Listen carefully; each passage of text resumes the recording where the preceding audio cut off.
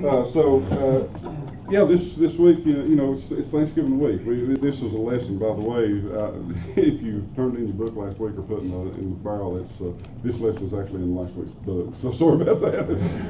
I thought we was actually starting the next book, so it'll start until next week. We'll start a new series, but this is just a one-off lesson they've done for Thanksgiving. What do you think of when you think of Thanksgiving? Turkey. You said Marietta. Family. Family. Football. Football. Yeah, nap time after turkey. Christmas is almost here. Yes. Yeah, the panic button's getting ready to be here, right? 3 weeks out. Was it 3 weeks? How many do the Black Friday? Honestly, how many do? Cyber Monday. Cyber Monday. I've done that very few times. I just don't do the crowd thing usually, but I have got out a couple times. It's not as bad as it used to be. Well, I went out last year on Friday and everybody was out Thursday night. Yeah, I was surprised. I went out on Friday to get something. There was like nobody in town. They said, "Well, everybody's here last night." I thought, "Well, okay." Friday, I guess Black Friday turned into whatever you want to call it Thursday night. So Starts the day after Halloween. it Starts the day after Halloween. That's right. Yeah, Christmas music is now permeating everything. So I refuse to listen to Christmas music until after Thanksgiving. Now, Thanksgiving evening, we can start Christmas music. I'm fine with that. Linda's already starting her car. I have to change the channel when I get Even in. on the sideline. They started. So I think he's already started in his too. The first time I went to do a Black Friday thing, there was a TV we were watching, and I said, I'm going to go up there and get in line at Target or somewhere. And I got there and waited in line with all those people freezing to death up there. Got the TV, but as soon as I walked in the door, because I'd made fun of people on Black Friday shopping for years, and I went through the door and they had the camera set up, and here I was on camera on the news going, and I thought, you gotta be kidding me. All the stores they had to go to, and here I made fun of all these people going, I don't do that. Yeah, I did it. I was out there. Didn't have to fight anybody for it. They had plenty of them. There's so many things that come up, and this becomes it's a very busy time of year, isn't it? Even in our church. If you look from really, like I said, Halloween through the end of the year, it becomes very busy. We've got a lot of activities, which is great, but at the same time, we can be too busy sometimes to give thanks and stop and pause for that. So if you think about what we do and how we operate as humans, how important is our attitude when it comes to being thankful? Does it matter at all? That's what it's all about. Yeah. It's so important to think about how we react to things, isn't it? Can you train someone to have attitude, a good attitude about something in a short period of time? It's like I see this sometimes, and I think about this with I was watching part of the UT game last night, and I fell asleep for the end of it, but I did wake up and see that we won, so that was a good thing. I would like to say I lost sleep over it, but I didn't. I slept like a baby. we were up before, and I felt confident when I went to bed. Probably shouldn't have been that confident, but I didn't care. I was going to sleep anyway. But I thought about this, and as we saw them early in the year and at the end of last year, I remember making a comment, and I've talked to people, they just don't know how to win anymore. You could almost see a defeatist attitude when they come on the field. And as the tides would change and things would start going wrong, you could see players' heads were down and they were walking around sideline down, defeated. And it's an attitude thing, isn't it? Now you see them, and I watched them on the sidelines when they showed the players are now excited and their attitudes about what they can do have changed. They're now seeing that they can win games and they can stand behind each other, and they got players that's got their back, and they got a coach that's got their back, stuff like this. But it's an attitude change as much as anything.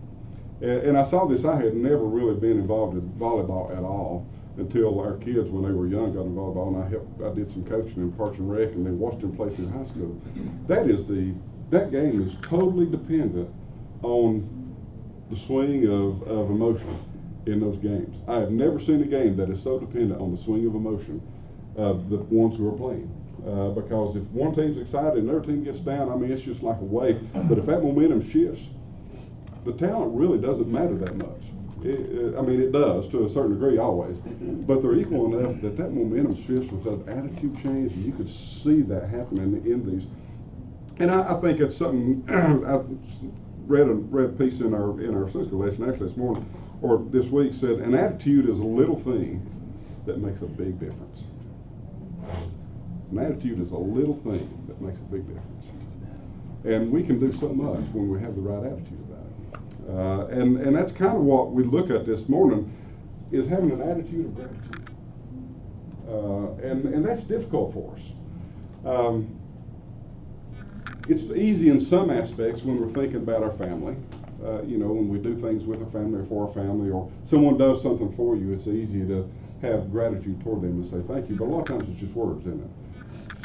And we don't mean it to be that way, but a lot of times it's just empty because, oh, thanks, I appreciate you doing that. And, it becomes just something we say and not something we really put effort into of truly being grateful. Do we see a lot of grateful people in our world today? Depends on how hard you're looking. And where you're looking, yeah. See a lot of boastful people. A lot of that, isn't there? I don't know if they're grateful for it or proud of it. Yeah, certainly don't care to tell you that they're good, right? I think it does have a lot to do with where you live, of the situation you're in. I don't think we see it as much in our churches as we used to. And you might think, well, what do we have to be? We come to church, we do our thing, we're grateful to God, but what else do we need to be grateful for? And when we think about the church, do we have things to be grateful for with our church today? Oh, yeah. It's amazing to me. I love to come to our church. I do. This is where I recharge my batteries. If I'm not here on Sunday, I'm miserable the rest of the week. My people I work with will tell you that, because I will complain about missing church all week long when I'm not at church, because it's just not right. One, I need that time with God, and I love to get fed. Preacher Gary does a wonderful job, and I need that time of feeding. But I miss most of all this time of fellowship. We can worship God at home, right? We've got a direct line to God. We don't have to come to Gary and do like a priest and confess to Him and Him be our intercessor. We do it through Jesus Christ. But this time of fellowship, He was very specific when He said, "Do not forsake the gathering together." It's important that we come together. We can feed from each other. We have this time that we can understand, and we can bring up needs like we did a few minutes ago in our prayer time. We can bring up needs and know that somebody's praying for us. That's an awesome thing. And I want to thank everybody in here. If you've ever prayed for me, hopefully for something positive, not not pray that I sit down, shut up, or anything like that. Although when it gets about 9:05, you probably are, or 10:05. Do what? 9:05. Yeah, 9:05. Yeah, it could be 9:05. But it's so easy to take it for granted. We need. I lift everybody in this place up in prayer. When I have my prayer time, I visually, when I close my eyes, I can visually kind of go around the room and see everybody's faces, and I lift you up in prayer, because I think it's so important that we give God the glory and the honor for everything that we do, and I thank you all for being here, for supporting this class and supporting this church and doing the things you do, the ministries that happen outside these walls.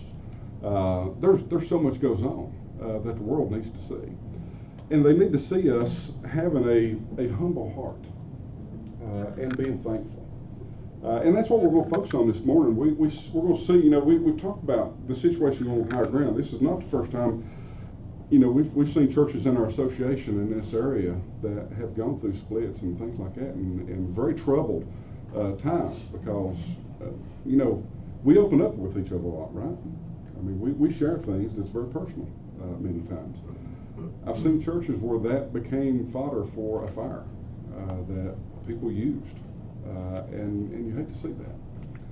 And what does people outside the church say when they see a church splitting? They Thought don't that see bell rang or any something. in the world and the church. That's right. None. If nothing else, if anything, sometimes they see it as being worse, don't they? Because you people are really mean. They're supposed to love each other and love, Yeah. It's like sometimes you see a family split, right? Families can get really mean to each other. Now, you go between two brothers, something like that's fighting though, and you step outside and step in between them, you're going to have both of them on you. It's just family like that sometimes, and sometimes the church gets like that too. If they see someone outside coming in, the church will unite sometimes against something like that. But it's supposed to be a safe place, isn't it? Church is supposed to be a safe place. We can come, we can share with our brothers and sisters, and we can do things. And I'm thankful that we have the ability to do that, and we have the capacity to do that here and feel very safe in that. But church is just struck with this, and it's this thing that we're in Thessalonians this morning. The Thessalonica church, Paul founded church, but they had some issues. Paul come in and preached and got the church started and got the church founded in the right direction and right beliefs. But did everybody like it? No. The Jews in that area got very upset because he's going against what they have traditionally believed. So they're getting upset, Paul, over this, and they're upset at the leaders in church, and they've got people that's in the church. So you got a church that's a little bit divided here in Thessalonica that's doing really good things, but at the same time they're having to really work at it. They're having to really work to keep this congregation together and keep them working together as a body of believers. And it got to a point such that Paul actually had to leave. They got him out in the late in the evening because they were planning to do harm to him. So they actually got Paul to leave and ushered him out of the area to keep him safe in this. So Paul writes back in his letter to the church of Thessalonica was one to encourage, one to kind of give them things they need to work on, right? And we're looking at the end of the first letter this morning in chapter 5. And it's kind of the closing here of things he's saying to be thankful for and things to say encourage the church. So let's look at that, starting in verse 12. We'll read 12 and 13, then flip over and read the other in just a minute.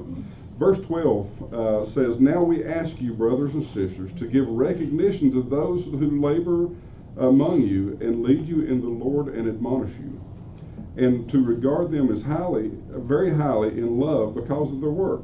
Be at peace among yourselves." Now, if you look at this, obviously we talked about the issues that Paul had dealt with in the church. Some of the church they had small groups that were very upset over this. Would the church leaders have been under that same fire during that time? Probably so, wouldn't it? They're stepping in to carry Paul's message, so they're going to be under fire also. Do you think Brother Gary's under any kind of stress? If you don't think he is, talk to him sometime. Go over to his office and sit, talk to him sometime. He'll probably love to share with you more than you probably ever want to know about the stresses he deals with. And it's not just from, there's a lot goes on in our church. It's a good-sized church. But the devil would love nothing more than to see something Gary slip up that he can turn the church against him or hurt his ministry or I promise you, he is constantly concerned about the fellowship of this church. Constantly. He talks to the deacon body constantly about making sure the fellowship is protected in this church. For us to do the things that we need to do to squelch any issues we see, because he can't see everything. And it's so important that we remember everybody has that responsibility. It's not just the leadership in the church. It's everybody has a responsibility to protect the fellowship of the church. And we do that by praying for each other, by lifting each other. Can you be thankful for someone and at the same time have hard feelings for them? Really? I mean, I know we can if we think, but I'm thankful for them. Thankful they're not here today. We can turn little things around sometimes the wrong way. It's hard to do it, isn't it? If we really pray for people, it's hard to earnestly pray for someone and stay upset with them. Now, we're going to have personality conflicts in a church. That's the way it is. We're imperfect people. We're going to have things that somebody upsets us, or personalities don't jive, or whatever it may be that causes us to have this. But if we're praying and we're being thankful for them, it's really hard to hold a grudge if we're truly lifting them up in prayer. Because God's going to convict us to make that right. And it may be that we go to someone and say, hey, I just want you to know. You may go to someone that's totally blown away if you go to them and say, I want you to know, I've been dealing with this. Something I've had against you, whatever it is. And I've prayed about it, and I want to come tell you that I want to make this right. I mean, you may totally surprise them. They'll be thinking, I had no idea this was going on. But sometimes we need to air that out to make it right, to get those things right and say, God, I want you to have control of this. But I think it's so important that the way he puts this, when you look into to give recognition to those who labor and lead you in the Lord. How can we give recognition? What are some ways that we can show gratitude for leaders in the church? How about the pastor? Respect. Yeah, respect. Certainly is one. Follow their example. Yes. Yeah. Is being here part of that? I believe it is. Just support. Certainly lifting them up in daily prayer. There's situations that go on. We've all seen it. We've seen, a high-profile ones, right? You see on TV. We've had pastors who were very well thought of that had a fall from grace, you might say. They made a mistake and basically were crucified in court of public opinion because it made news. And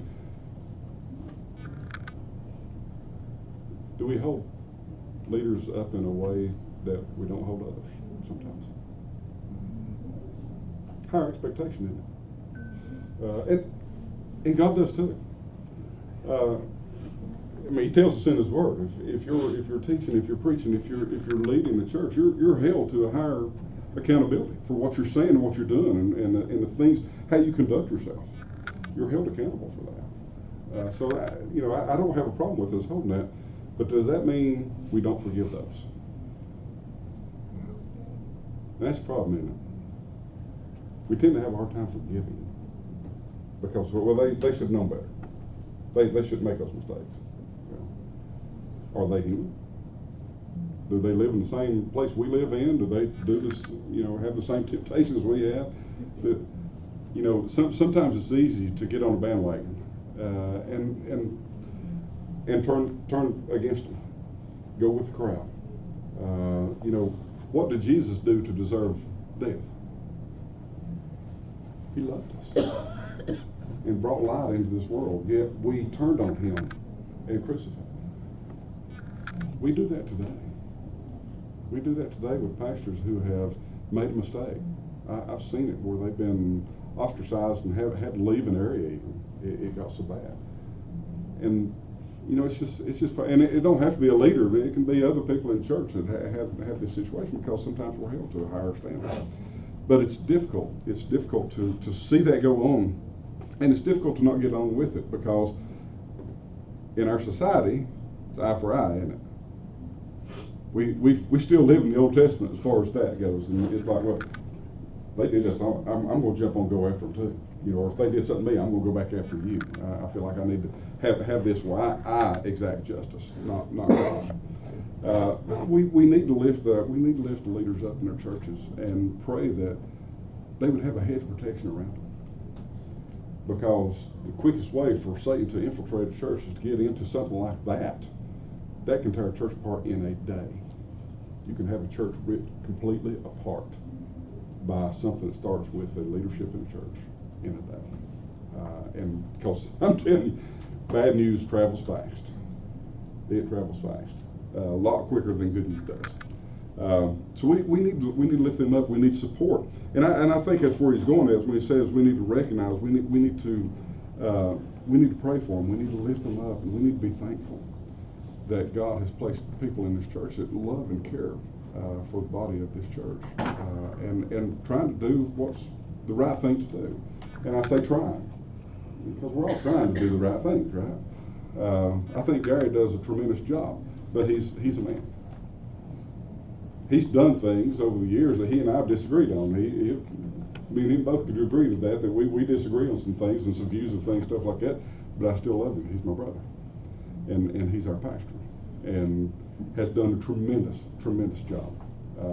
If you look at where our church was versus where it is now when he got here and where it is now, the ministries we're doing, the things we're doing outside the walls of this church that weren't being done then. And you know, you start thinking, how much further can we go?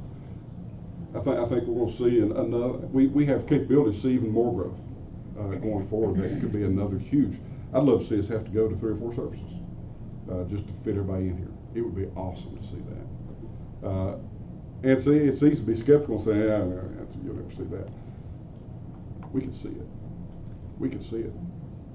We've got enough people in this area that's not in church today that we could have services all day Sunday, service after service, and still not get everybody in that needs to be in church. That's not in church today, within a 5-mile radius, let alone beyond that. So we've got room to grow, and praise God, He can do it if we allow Him to do it, and we allow ourselves to be tools that's used by Him. But I think it's so important, and it says, be at peace among yourselves. It's so important that we have peace. Among ourselves, among the church body, we have peace. It's very difficult for that time that they were dealing with. Like I say, they had these people, dissenting bodies inside the church that were upset. Do we ever see little bodies inside the church that go a different direction in church? No, I've seen it for you, Scott. Yeah, we call them cliques today, right? I think that's still a word, unless they changed it to something new now. But you know, you see, and I've seen this. I've seen it in our church before Brother Gary came. I've experienced this. We had some interesting times before he came to this church.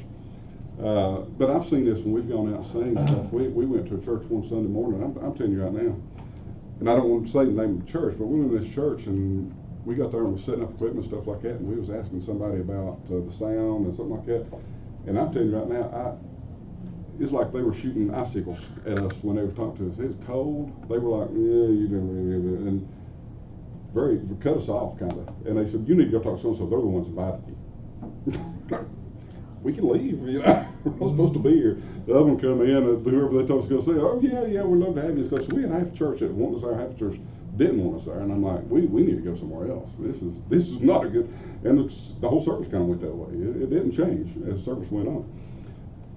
And I found out later they were having the infighting over something as silly as a time for a service, some kind of special thing they were doing. It was a time, and they were upset with each other to the point they wanted us to feel extremely uncomfortable. I thought, I'd have to be a visitor coming that Sunday. You know, they're probably thinking, what in the world is wrong here?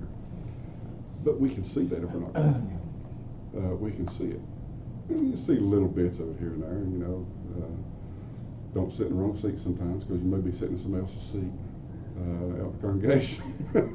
And we have had people say, "Can you move? That's my seat." Before.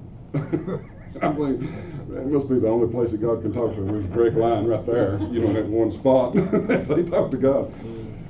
But you know, we need to be careful. That thing, because the little things like that can really, you think about somebody coming in to visit and somebody saying, can you move? You know, somehow I don't feel very welcome here. I need to go somewhere else. So we need to be careful. We need to be on guard. in our church. And part of this, and he gets into this a little bit more when we get in verse 14 and forward.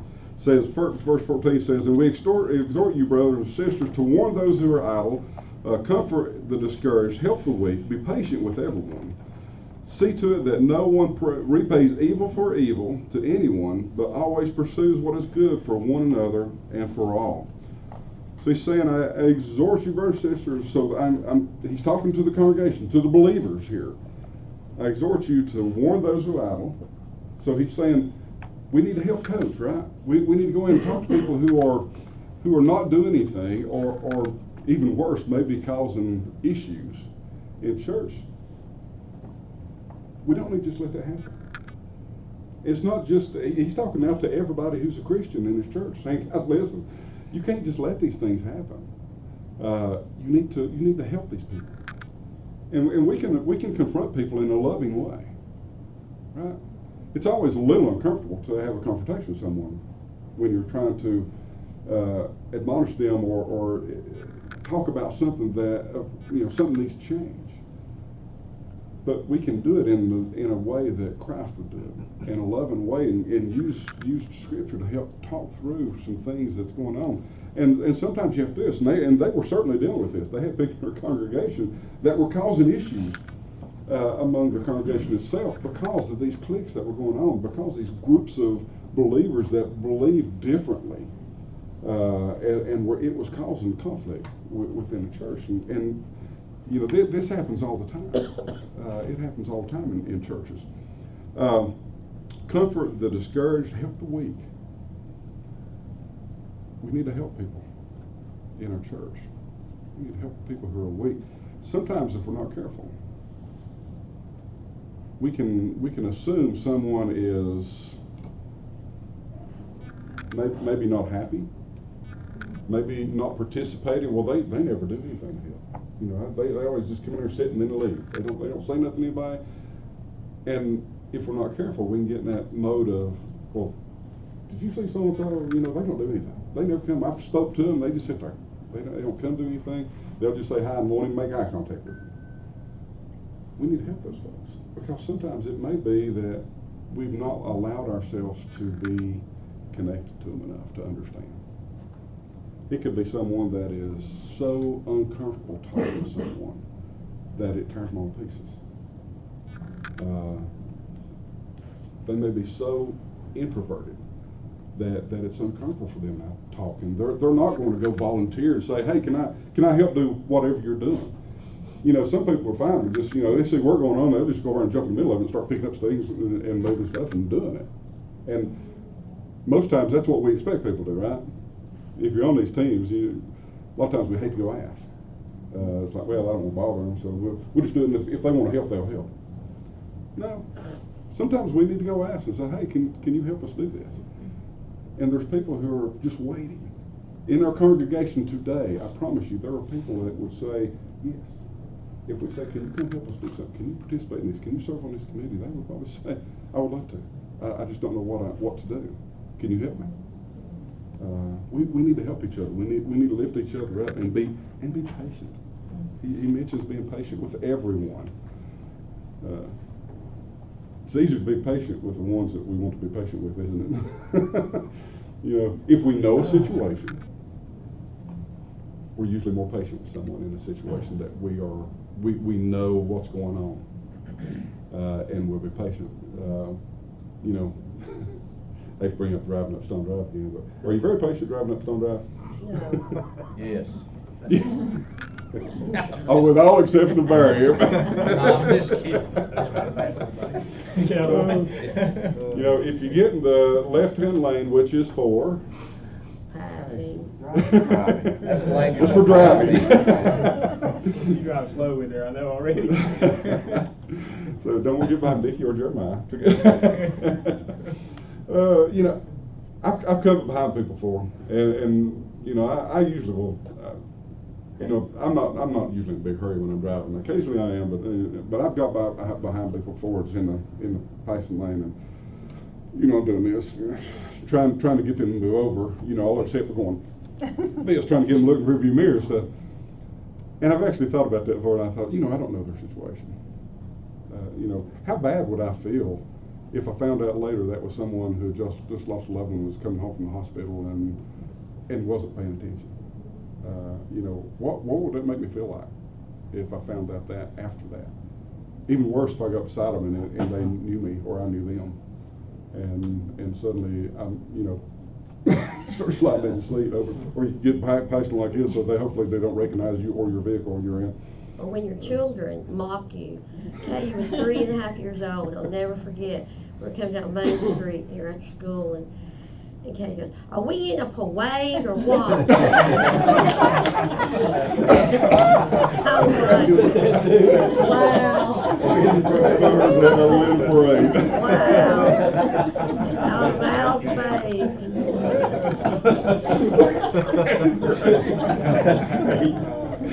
Oh my gosh, I love it. Oh yes, I like that. I think Yes, and you're getting ready to walk it. yeah, you're going to be on the side throwing candy in just a minute. Oh my goodness, that's hilarious. I don't know where I was even going with that. Oh my goodness. Oh, but to bring it back to this, you know, we need to spend time getting to know people, don't we? The more intimate we know people that we go to church with. I was around church today and I see a lot of people. I went and told somebody one morning and shook their hand and told them it was glad to have them with us, and you know, asked them if they just moved in there. I've been going to church here for 10 years, and I'm like, sorry, didn't see you, I just didn't know. You know, we're getting to a point sometimes it's hard to see everybody, isn't it? But we need to get to try to spy, and that's where times like this are so beneficial, where we can be in a more intimate setting. In I think Sunday school and discipleship training and things like that are so important that we're in a smaller group and we can share with each other a little bit more openly and stuff and get to know people because it's I think it helps us. We are much more apt to pray for someone and be patient and be thankful for people that we are intimate with. We understand the situations we're going through, and most of the time we're all facing the same things, aren't we? Maybe at different times in our lives.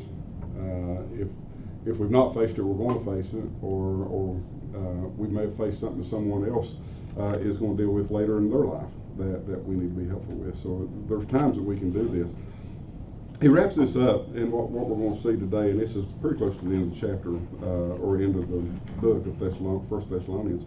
Says, rejoice always, pray constantly, give thanks in everything, for this is God's will for you in Christ Jesus. Don't stifle the Spirit. Don't despise prophecies, but test all things, hold on to what is good, stay away from every kind of evil. Well, if we could just do 16 through 22 right there, if we could apply that to our lives, how much better would our lives be? To be able to live those things that he just said. Praying constantly, rejoice. Does joy come from the world? Does joy come from our circumstances that we're in? No.